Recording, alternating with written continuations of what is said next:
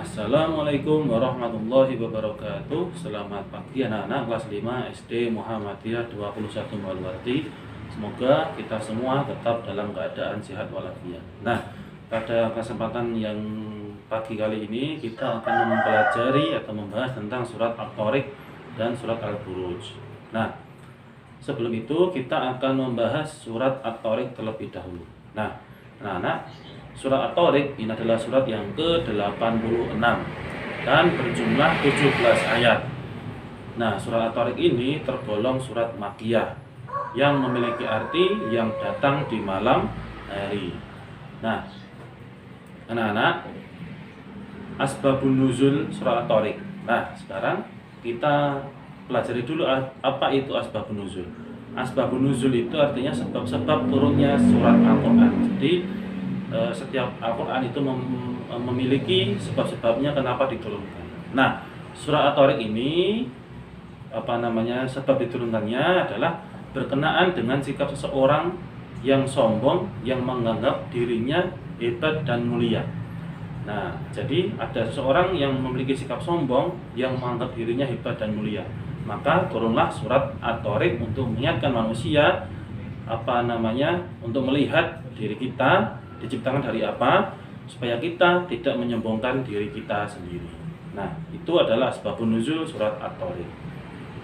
Nah, sekarang kita masuk ke isi kandungan surat At-Thariq.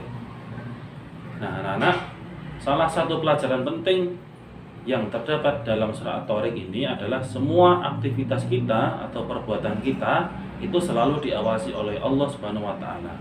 Jadi, karena perbuatan kita selalu diawasi oleh Allah, maka kita harus selalu melakukan perbuatan baik dan meninggalkan perbuatan buruk di mana saja.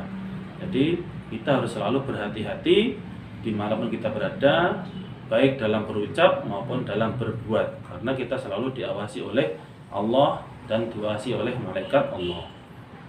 Nah, anak-anak, selanjutnya adalah manusia dihidupkan dan dimatikan oleh Allah Subhanahu wa taala serta kelak dibangkitkan kembali di akhirat. Saat itulah manusia akan ditunjukkan seluruh amal perbuatan yang telah dilakukan selama hidup di dunia dan tidak ada yang ditutup-tutupi. Itu semua merupakan bukti kekuasaan Allah. Oleh karena itu, selama kita hidup di dunia harus selalu berbuat baik agar tidak menyesal di akhirat kelak. Nah, tanda-tanda kebesaran Allah. Jadi di dalam surat At-Thariq ini kita dijelaskan tanda-tanda kebesaran Allah.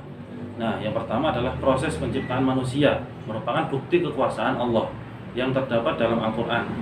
Langit sebagai tempat turunnya hujan, kemudian bumi tempat tumbuhnya pohon-pohon, yang terakhir adalah kitab suci Al-Quran merupakan pemisah antara baik dan yang buruk. Nah, selanjutnya kita mengenal surat Al-Buruj ya.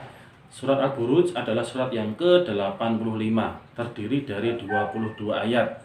Tergolong surat Makkiyah, artinya surat yang turun di kota Mekah, kemudian memiliki arti gugusan bintang. Nah, gugusan bintang itu maksudnya adalah tempat beredarnya bintang, bulan dan matahari. Jadi itu tentang surat Al-Buruj. Sekarang kita masuk ke isi kandungan surat Al-Buruj.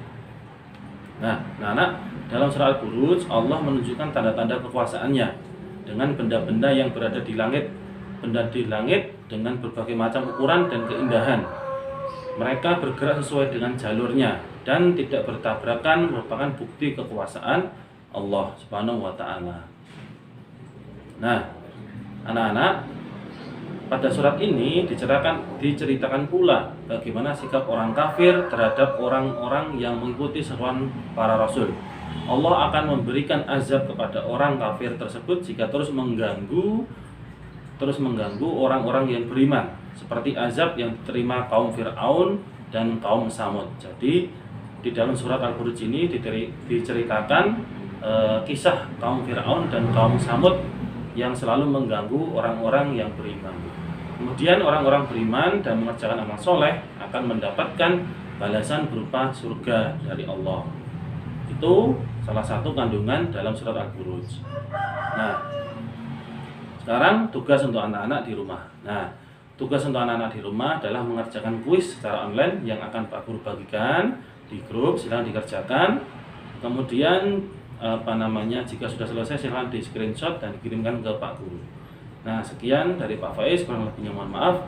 Wassalamualaikum warahmatullahi wabarakatuh.